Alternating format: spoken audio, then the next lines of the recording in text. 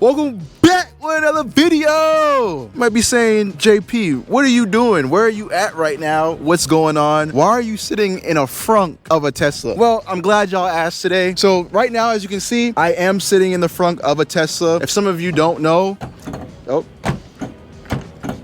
If some of you don't know, y'all saw that little malfunction right there. If some of y'all don't know, I am a Turo host. I've been doing Turo for about 3 years now. So I have an idea how the platform works, how the cars go. I did receive a $100 credit for being an all-star host. So once you complete so many trips, you have so many good reviews, you get a $100 credit to use towards a rental. So what did I do? I used the credit because I'm not gonna just let that expire. It expired on the 13th of July. It is now July 8th. And I put that money towards this 2020 Tesla Model 3. This is the Performance Edition. As you can see, it has the white interior. It's dirty because the host did not clean it. If you haven't seen that video, definitely go check it out. It has plenty of space and room for everything you want / need in the car. It's a really nice car, as you can see. It says dual motor performance. That's what that dual motor means. That means it's dual fast. It's extra fast. This video is really going to be about electric vehicle versus gas vehicles. So if you can see right over there, there is the port. Thousands, if not millions of cars come through there a year. We're really talking about electric cars versus gas cars on the Turo platform. Having an electric vehicle can be good or bad depending on the situation. So some of the pros of having an electric vehicle is that less things break on the car. If some of you don't know, the only thing that you really have to replace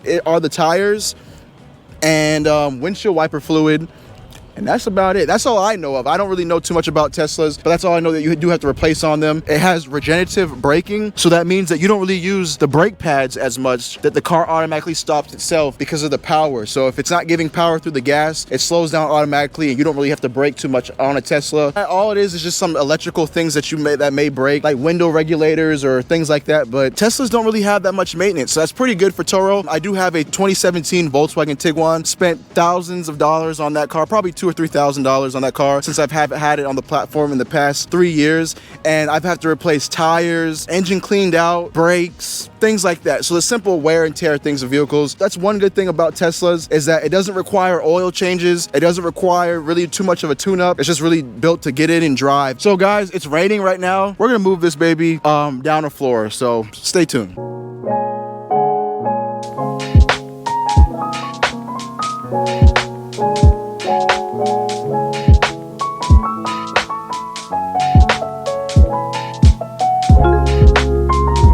Teslas have proven to run up to 1,000,000 miles. So you can definitely run up these cars past what most people really think it is. So some people are like, okay, my battery does get messed up. Imagine having a big battery pack, right? And there's each of them, there's holes and slots. Imagine each one of them having a little battery, and sometimes those little batteries go out. So what you'll do is you'll go to one of these repair shops, that's not Tesla. Don't go to Tesla because they'll charge you too much. And you can get those batteries replaced and put in new batteries. And that way you can still save your car and save a lot of money too. So that's some of the big concerns when it comes to having electric vehicle, is if it breaks, how much is that going to be? So it's really about just knowing where to get it fixed. Here in Charleston, I don't really know too many places to get a Tesla fixed other than the Tesla place that we have close to us in Savannah, Georgia. There's shops out there that specialize in fixing Teslas and electric vehicles. So another pro of having an electric vehicle, it's a lot cheaper to charge this than fill up regular gas cars. We saw on this Tesla right here that the last guest paid $11 to pay for charging at a supercharger, and I usually spend like $50, $60 with my Audi SQ5, and that's my personal vehicle that I usually drive on a daily basis. So it's a lot cheaper to have this. So another cool thing is that you don't get a key, basically like a credit card. It's like a little picture. You'll place this right here, and the doors just lock just like that. You don't have to carry around your keys anymore. Just bring this little card, that's it. Put that right there, and then it unlocks the door. Having like a smartphone, but in a car version. It's so cool. Press that right there, the door opens up, and then it tells you like the whole map of everything. So you can see the map of Charleston, you can see the car, you can control the air. There's a lot of smart features. It's just crazy. This car can drive itself. There's so much more. This is about having an electric car on Turo versus a regular car. So with the regular car, you have your regular maintenance. Would that be oil changes, brakes, anything dealing with the engine, tune-ups, transmission, gas. There's more wear and tear that can happen to a regular gas vehicle rather than an electric car. You know, some newer cars, they do have a lot of newer features and everything like that too. So the features that this Tesla does have, it's not nothing that a regular car doesn't have. These are just little cool things. You know, like on my personal vehicle, I have contactless touch. So that means that I can just get in my car, put my hand right there, just get in my car without having the key. This one, I have to pull out my card thing, tap it right here, then unlock the door. So these are just little things that go back and forth. If you're really trying to decide whether or not you should get an electric vehicle or a regular gas car, in my opinion, you should get a regular gas car. To me, it's a lot easier. You don't have to worry about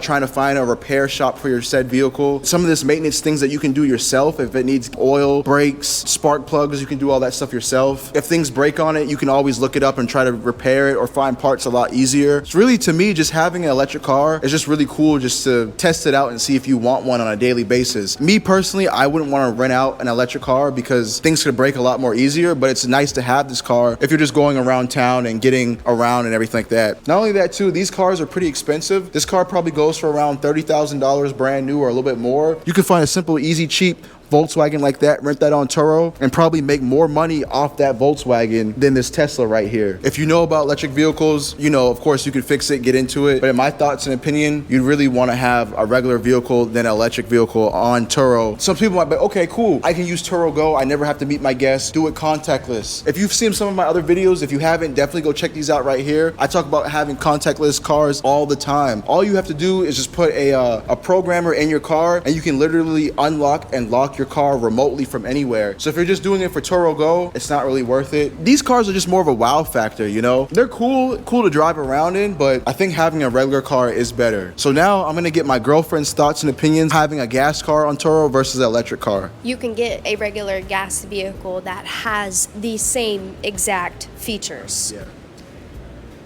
New cars have those big screens now. Nice luxury seats as well.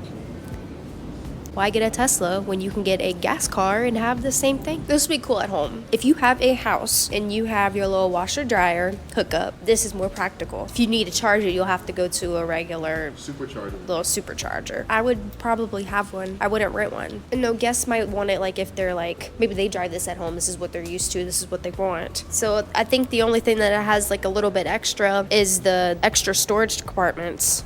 Like it has the trunk. And it also has a frunk. Which is pretty cool. What would you use this frunk for? It's a great question. I don't even know. What would we really use a frunk for? I have no idea. I can't answer that for you. Yeah. I really don't know. Yeah. Hold on.